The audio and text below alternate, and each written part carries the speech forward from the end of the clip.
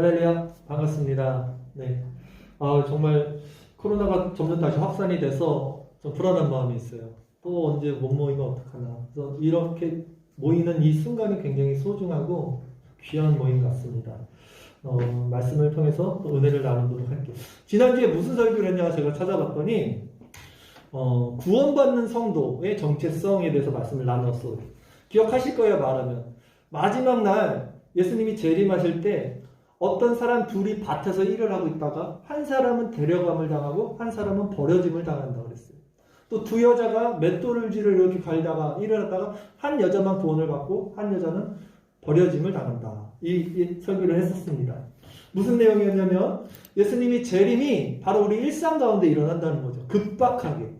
우리가 생업도 하고 먹고 마시고 장가들고 시집가는 이 사사로운 삶이 하나님이 우리에게 주신 선물이라고 그랬죠. 전도서에 보면. 그렇게 사는 게 마땅한 거예요. 인간은 다. 그런데 그 와중에 누구는 구원받고 누구는 구원받지 못하는가 했을 때 똑같이 먹고 살고 공부하고 학생들은 살다가 우리 믿는 사람들, 구원받는 사람들의 정체성은 어디에 있어요? 하늘에 있다. 늘 하늘에 있는 거예요. 나그네로서 이 삶을 살아간다 그랬어요. 그래서 강도사님이 질문을 했죠. 존 오웬의 질문을 했어요. 여러분들은 하루 24시간 중 얼마나 영적인 생각을 하고 사십니까? 그리고 혹시 너무 바빠서 하나님에 대한 생각을 못했다면 하루 일과가 다 끝나고 잠시 휴식을 취하는 시간이 있잖아요. 그때 여러분들에겐 자연스럽게 영적인 것들이 흘러들어오는지 아니면 세상 것들이 세상의 유혹이나 세상의 유희들 그런 즐거움들이 여러분에게 흘러들어오는지 점검을 하시라고 했어요.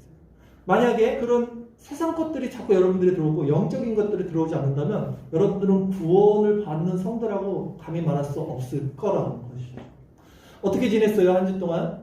잘 지내셨어요? 영적인 것들을 많이 생각하셨나요? 여러분이 쉴 때 영적인 것들이 자꾸 들어오시나요? 이렇게 하나님의 말씀이 묵상이 되셨나요? 점검을 하십시오. 계속해서.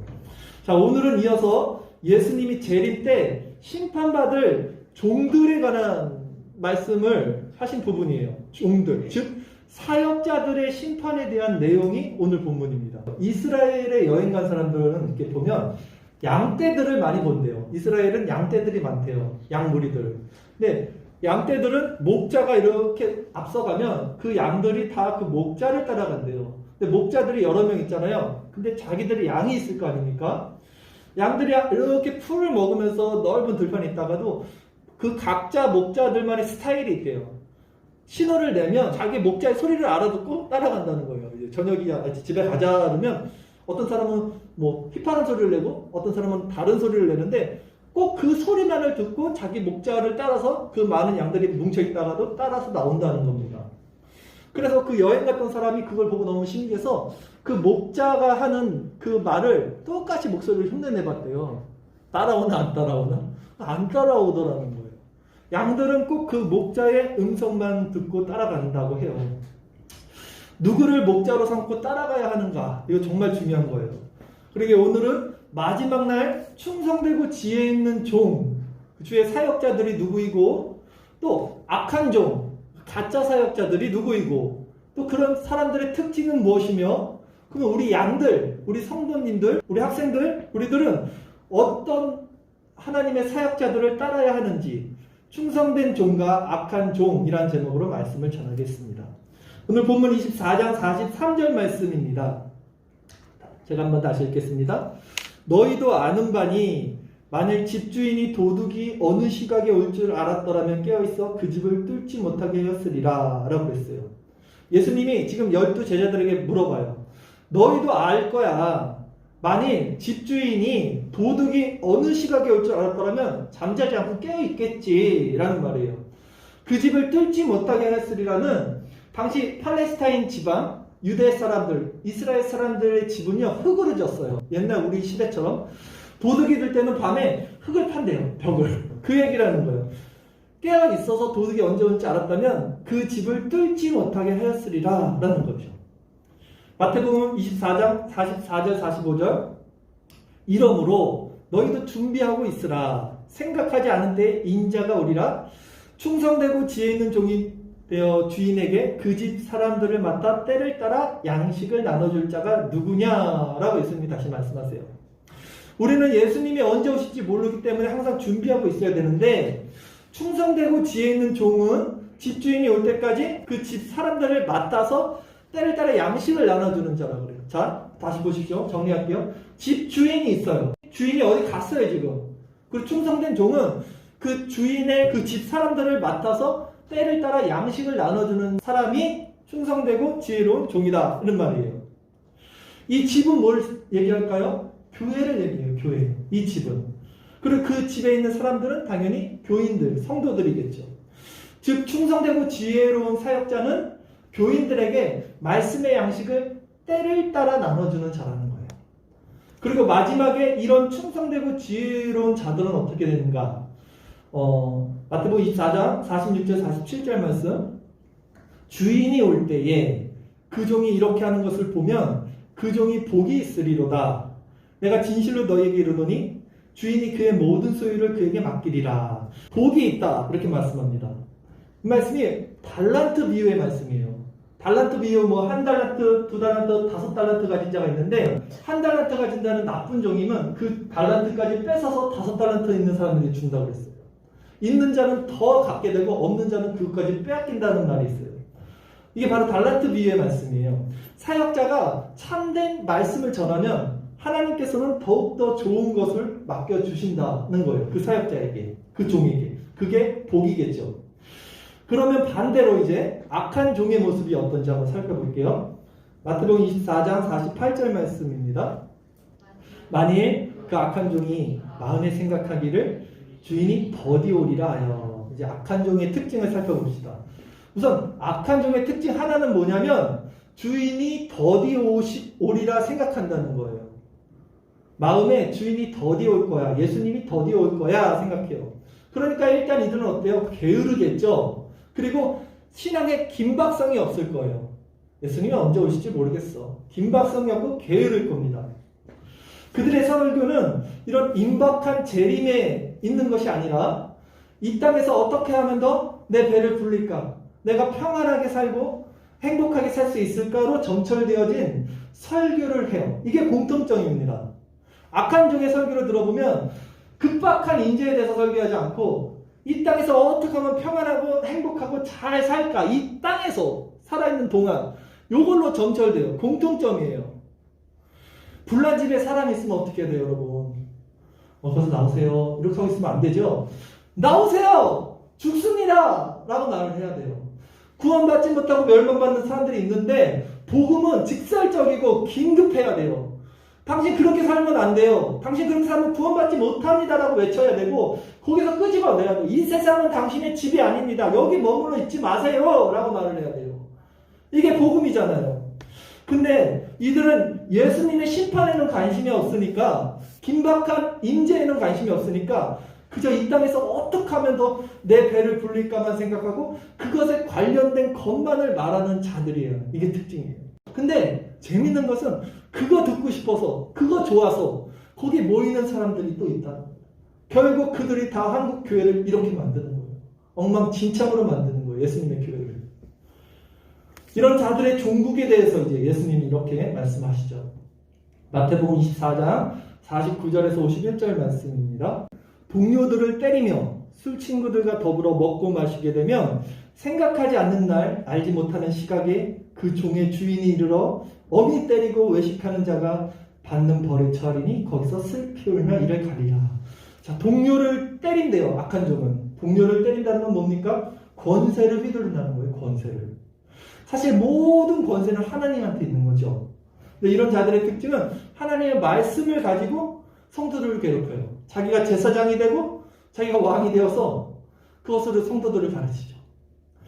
그리고 술 친구들과 더불어 먹고 마신다는 건 뭡니까? 술 친구들은 세상 정체성을 의미하겠죠.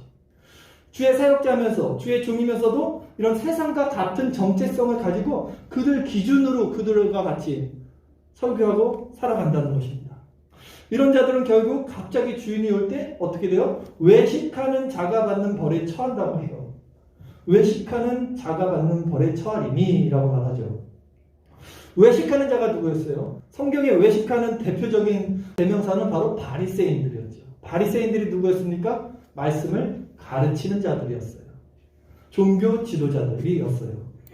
그렇게 이 말씀은 교회 안의 말씀을 잘못 가르치는 그런 지도자들에게 주시는 말씀이죠. 악한 종들의 두 번째 특징은 뭐냐면요. 악한 종들의 첫 번째 특징은 뭐였죠?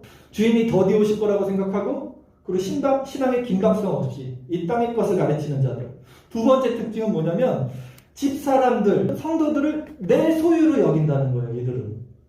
집사람들은 지금 주인이 맡겼어요. 주인은 지금 어디 갔지만 맡긴 자들이에요. 그러면 주인의 소유예요. 주인의 소유임에도 이 악한 종들의 특징은 집사람들을 자기 소유로 여기고 있다는 거예요. 그러니까 막 때리고 자기 마음대로 하는 거예요. 오늘날 많은 목사들, 교회 사역자들의 문제도 이것이에요, 여러분. 성도는 누구의 것입니까? 목사의 것이에요? 아니요.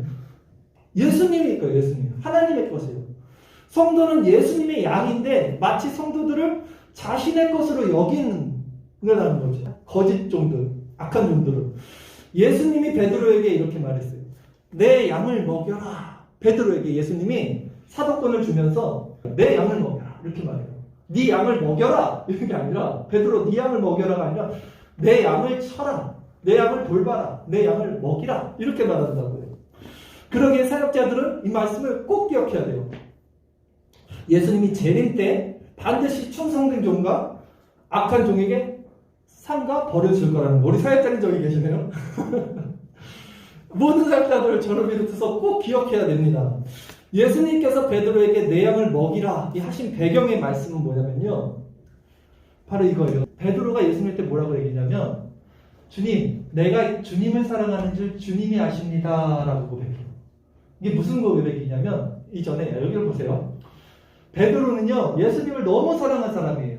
그래서 뭐라고 그랬냐면 이 11 제자들은 다 예수님을 배신해도 저는 끝까지 예수님을 따를 거예요. 라고 호언장담한 사람이 베드로예요. 그런데 예수님이 십자가를 지실 때 어떻게 했냐면 너무 무서워서 예수님을 저주 부인 맹세를 해요. 어린 계집종 앞에서도 나 예수 몰라? 이렇게 저주를 한다고 예수님은. 그게 평생 자기 마음에 한이 됐어요. 이제 예수님이 부활하고 나니까 이제는 더 이상 예수님 앞에 나갈 면목이 있겠어요? 없겠어요? 없는 자가 된 거예요. 그렇게 예수님을 사랑했던 자가 죽음에 직면했을 때 예수님을 부인했으니까 이제는 자기는 예수님을 따를 수가 없어요. 그래서 모든 것을 포기하고 나 같은 놈이 무슨 사도야? 나 같은 놈이 예수님이 어떻게 제자가 되겠어? 하고 자기 원래 출신 어부였잖아요. 디베라 바다 갈릴리 호숫가로 가서 낚시를 합니다. 다시 배를 던지고 그물을 하루 종일 치는데 새벽녘이 될 때까지 물고기 한 마리 건지지 못해요. 그때 예수님이 다시 디베라 바다로 오시는 거예요. 그리고 그 베드로를 다시 불러서 그 추위에 벌벌 떨고 있던 밤새도록 고기 한 마리 못 잡은 베드로에게 고기를 먹여요. 모닥불 펴놓고 떡과 고기를 준비해서 다 먹인 다음에 그 다음에 그때 제자들이 6명, 7명 있었어요. 같이 고기 잡으러 베드로 선동에 따라갔던 그 제자들 두루 앉힌 다음에 그 중에 가장 마음이 아플 베드로에게 말하죠. 베드로야, 여기 있는 이 사람들보다 네가 나를 더 사랑하느냐? 예전 했던 질문 똑같이. 베드로 옛날 같으면 어떻겠어요? 아이 그럼요. 제가 예수님 제일 사랑하죠. 이게 베드로 스타일이거든요. 근데 이제 그렇게 말하지 못해요. 베드로는. 이미 예수님을 떠나고 배신했고 3번이나 부인했던 베드로가 말을 못해요. 근데 예수님 사랑 안 해요. 라고도 말 못해요. 예수님과 3년 반 동안 지내면서 베드로가 예수님 없이는 살 수 없는 존재가 돼버린 거예요. 이제. 근데 예수님을 사랑해요. 난 예수님 따라갈게요. 라고도 말 못하는데 그렇다고 나는 예수님 없이 그러면 그냥 내 마음대로 살 거예요. 라고는 적지성도 갖지 못하는 거예요. 그때 베드로가 이렇게 고백하는 겁니다. 내가 주님을 사랑하는 줄을 주님이 아십니다. 나 주님 사랑한다고 말 못해요. 그러나 내 마음 깊은 곳에 내가 이렇게 죄인이고 타락했지만 내가 주님을 사랑하는 것을 그래도 주님은 아십니다. 이 고백을 딱 한 순간 예수님이 말하는 거예요. 내 양을 치라. 그게 조건이에요. 사역자들의 조건. 내가 힘이 있어서, 내가 스펙이 있어서, 내가 말빨이 좋아서, 내가 지식이 많아서 내가 성도들을 가르치는 게 아니라 자기가 부정돼요. 예수님 앞에 자기가 섰을 때 내가 주님을 따를 수 없는 존재임을 알게 되고 내가 죄인의 괴수임을 알게 돼서 넋쭉 엎드러져서 사역자들이 이제는 절망 가운데 빠졌어요. 그런데 그럼에도 예수님 없이는 살 수 없는 존재가 되었어요. 사역자들이. 그때 그 자들에게 예수님의 양을 맡기는 거예요. 그것이 바로 충성되고 지혜로운 종의 특징이라는 것입니다. 즉 진실로 성도들을 돌볼 수 있는 착하고 충성된 종은 자기 자신이 사라진 자들이라는 것입니다. 내 것이 남아있는 자들은 예수님의 양을 자기 것으로 여기기 때문에 돌볼 수가 없어요. 예수님이 어떻게 그런 자들에게 예수님의 성도들 양을 맡길 수 있겠습니까? 그러니 자아가 십자가에 못 박힌 자들, 자기가 부정된 사역자들만이 주님의 양들을 맡아서 돌볼 수 있는 것입니다. 그러기에 좋은 설교자는요, 사실 이렇게 설교를 하고 나면 그 설교자 자신은 사라져야 돼요. 그리고 예수 그리스도만 오롯이 남는 설교가 가장 좋은 설교자고 가장 좋은 설교예요. 설교를 딱 하고 났는데 아유 그 목사님 설교 너무 잘해, 그 목사님 너무 훌륭해, 이거는 빵점이에요. 하나님 앞에서 받을 상이 없습니다. 네. 세상에서 이미 상을 받았습니다.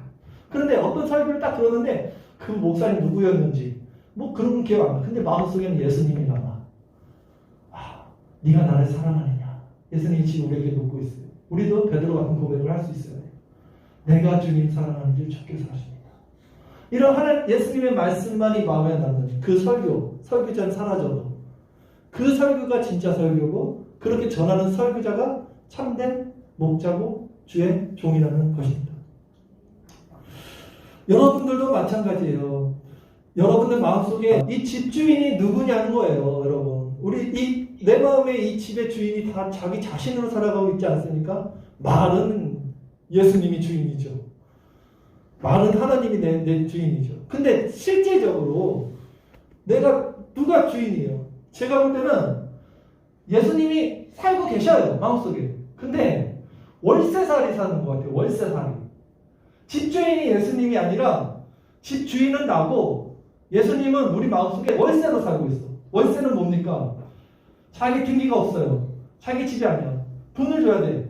그러니까 우리가 하나님 저 이런 문제 있어요. 이거 소원 성취 좀 이루어주세요.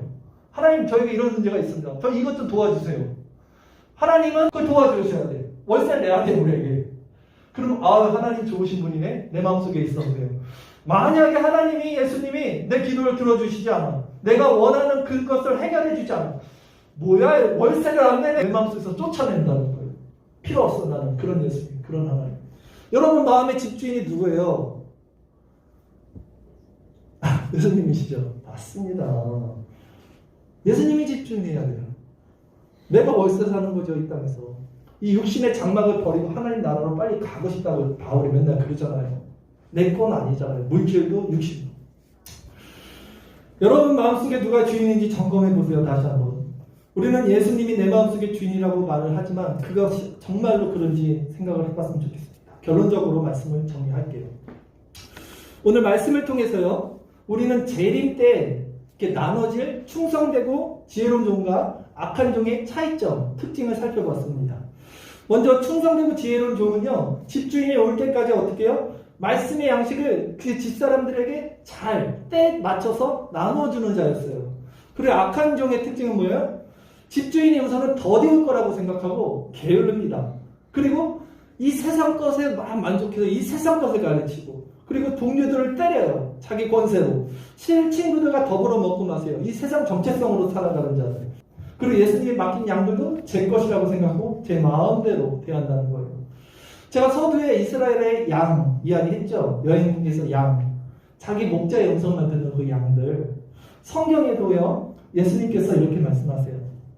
요한복음 10장 27절 말씀 보면 예수님이 말씀하십니다. 내 양은 내 음성을 들으며 그들은 나를 알며 나는 그들을 안다 라고 말해요.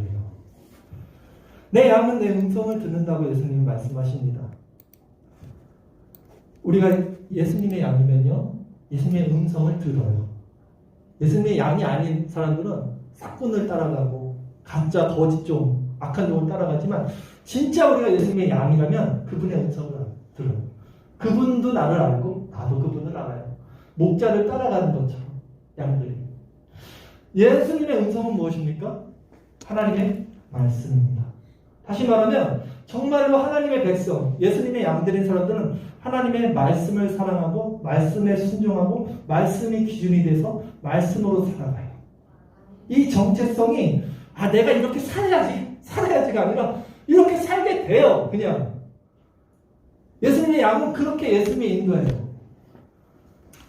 여러분도 그러니까 세속적이고 탐욕적인 지극히 물질적인 이 악한 종들의 소리에 귀 기울이지 말고요. 이 마지막 패역한 시대에 정말 참된 말씀을 통해서 예수님의 음성을 들으세요. 그리고 그 말씀을 때에 따라 잘 전하는 충성된 종의 그 설교를 들으세요. 그 목사님 설교 잘해. 이게 아니라 예수님을 설교해서 찾아내야 돼요. 그래서 예수님이 다시 오실 때 충성되고 지혜로운 종과 더불어 잘했다 칭찬받는 사랑스러운 예수님의 양 귀한 성도님들 우리 다 돼서 하늘에서 다시 꼭 만나기를 바라겠습니다. 기도하겠습니다.